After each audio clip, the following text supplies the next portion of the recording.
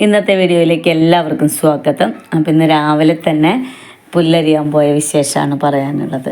അപ്പോൾ ഇന്ന് നമ്മൾ വീഡിയോ കാണുന്ന എല്ലാവർക്കും അറിയാം, നമ്മൾ കായത്തൊലിയാണ് പശുക്കൾക്ക് മിക്ക ദിവസങ്ങളിൽ ഇട്ട് കൊടുക്കുന്നത്. അവിടെ ജോലി ഇല്ലെങ്കിൽ അല്ലെങ്കിൽ ജോലിക്കാർ ലീവാണെങ്കിൽ മാത്രമാണ് നമ്മൾ പുല്ലരിയാൻ പോവുള്ളൂ. കാര്യം ഇഷ്ടം പോലെ വൈക്കോലൊക്കെ മേടിച്ച് നമ്മളൊരു വർഷത്തേക്കുള്ളത് സ്റ്റോക്ക് ചെയ്തിട്ടുണ്ട്. എന്നാലും കറവക്കുന്ന പശുക്കൾക്ക് പുല്ലോ അല്ലെങ്കിൽ കായത്തൊലിയോ കൊടുത്തില്ലെങ്കിൽ പാല് ശരിക്കും കിട്ടില്ല, പിന്നെ അവരുടെ വയറും നിറയില്ല. അപ്പോൾ അതുകൊണ്ട് തന്നെ നമ്മൾ കാലത്ത് തന്നെ പുല്ലരിയാൻ പോയി. അപ്പോൾ തലേദിവസം തന്നെ അറിഞ്ഞു അവിടെ നാളെ പണിയില്ല എന്നുള്ളത്. അപ്പോൾ രാവിലെ 4 മണിക്ക് എണീക്കണത് ഒരു 3:45 എണീറ്റ് അവരെ കറക്കലും കുളിപ്പിക്കലും തൊഴുത്തടിച്ച് കഴുകലും അങ്ങനെയുള്ള പണികളൊക്കെ വേഗം ചെയ്ത് വെയിലാവുമ്പോഴേക്കും പുല്ലരിയാൻ പോയി. പാടത്തിപ്പോൾ വേനൽക്കാലമൊക്കെ ആയതുകൊണ്ട് ഇവിടെ ശരിക്കും മഴ ശരിക്കും കിട്ടിയിട്ടില്ല. അതുകൊണ്ട് തന്നെ പാടത്ത് പുല്ലൊന്നും അങ്ങനെ പൊടിച്ച് വന്നിട്ടൊന്നുമില്ല. അതുകൊണ്ട് കുറേ സമയം വേണ്ടി വരും. അപ്പോൾ വെയിലാവുമ്പോഴേക്കും വേഗം പോയി. നല്ല കറുകപ്പുല്ലുള്ളത് നല്ല പുല്ലാണ്, കറുകപ്പുല്ലാണ്. കറുകപ്പുല്ല് കൊടുത്താൽ നല്ല പാല് കിട്ടും പശുക്കൾക്ക്. അവർക്ക് തിന്നാനും നല്ല ഇഷ്ടമാണ്.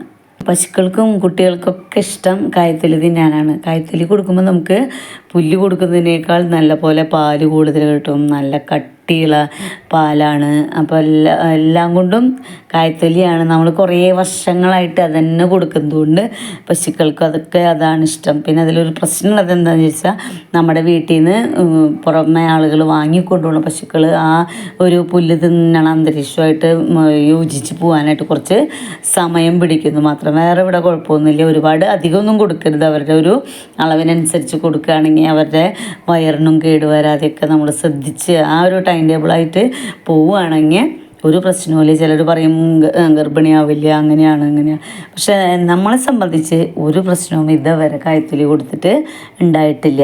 നമ്മുടെ വീടിൻ്റെ തൊട്ട് ബാക്കിൽ തന്നെ നല്ല പാടുണ്ട്. ആ പാടത്ത് ആദ്യമൊക്കെ നിറയെ പശുക്കൾ മേയണ സ്ഥലമായതുകൊണ്ട് തന്നെ പുല്ല് കുറവായിരുന്നു. ഇപ്പോൾ പശുക്കൾ മേയൽ കുറവാണ്. പശുക്കൾ തന്നെ കുറവാണല്ലോ. ഞങ്ങളുടെ വീട് തൃശ്ശൂർ കുറുക്കഞ്ചേരി നെടുപുഴ ഭാഗത്താണ്. അപ്പോൾ നെടുപുഴ ഭാഗത്ത് 120ഓളം പശുക്കളൊക്കെ ഉണ്ടായിരുന്നതാണ്. ഇപ്പം അത് 90 പശുവിലും കുറവാണ്. പശു വളർത്തൽ വളരെ ബുദ്ധിമുട്ടുള്ള ജോലി ആയതുകൊണ്ട് തന്നെ ഈ ഒരു മേഖലയിലേക്ക് ചെറുപ്പക്കാരായാലും ഉള്ളവർ തന്നെ ജോലി ചെയ്തുകൊണ്ടിരിക്കണവർ തന്നെ അതൊക്കെ നിർത്തിപ്പോവലാണ്. കാരണം ഇത് 365 ദിവസവും പണിയെടുക്കണം. പിന്നെ നമുക്ക് പെട്ടെന്ന് ഒരു ജോലിക്കാരനെ വെച്ച് ഒരു ദിവസത്തേക്കായിട്ട് ഒരാളെ കിട്ടാനും, അല്ലെങ്കിൽ അവർക്കത് പ്രത്യേകിച്ച് മിഷൻ കറവയൊന്നുമല്ല, നമ്മൾ കൈക്കറവയാണ് ചെയ്യണതെങ്കിൽ അത് പെട്ടെന്ന് ഒരാൾ വന്ന് പശുവിൻ്റെ കെട്ടിലിരുന്ന് കറക്കാനൊക്കെ ബുദ്ധിമുട്ടുള്ള ഒരു ജോലിയാണ്. ആരെയും നമുക്ക് സഹായത്തിന് പെട്ടെന്ന് വിളിച്ചാൽ കിട്ടില്ലാത്തത് കൊണ്ട് തന്നെ നമ്മുടെ മക്കളൊക്കെ ഈ ഒരു രംഗത്തേക്ക് സാധാരണ ക്ഷീര കർഷകർ കൊണ്ടുവരാറില്ല. കാരണം ഇതിൻ്റെ ആ ഒരു ബുദ്ധിമുട്ട് ആലോചിച്ചിട്ട് തന്നെ. അപ്പോൾ ഉള്ളവർ തന്നെ അതിൽ നിന്ന് പോകണമെങ്കിൽ ഒരുപാട് ബുദ്ധിമുട്ടുകളൊക്കെ പ്രയാസങ്ങളൊക്കെ തരണം ചെയ്തിട്ട് വേണം.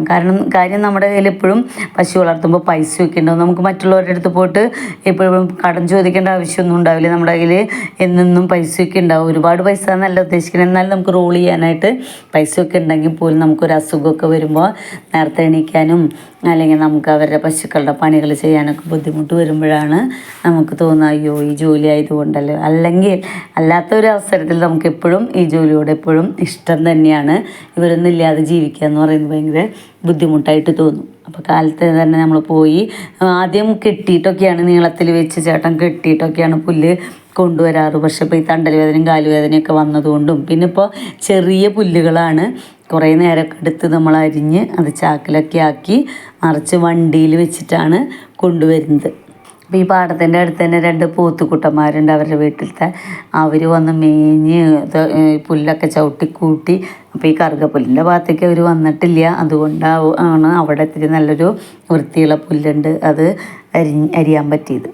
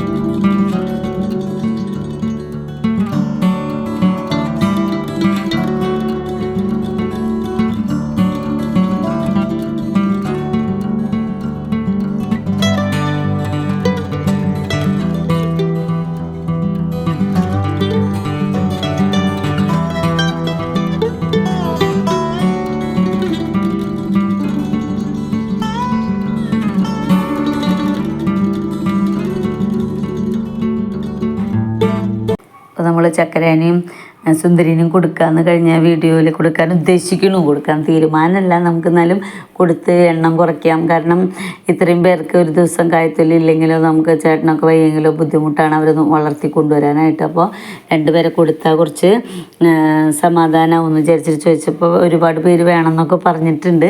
ആരും കൊടുത്തിട്ടില്ല. ഒരാൾ മുൻപേ ചോദിച്ചിട്ടുണ്ടായിരുന്നു, എൻ്റെ ഒരു ഫ്രണ്ട്. അപ്പോൾ അവന് ചെറിയ കുട്ടിയായപ്പോഴേ ചോദിച്ചതാണ്. അപ്പോൾ നമ്മൾ കൊടുക്കണില്ല എന്ന് പറഞ്ഞു.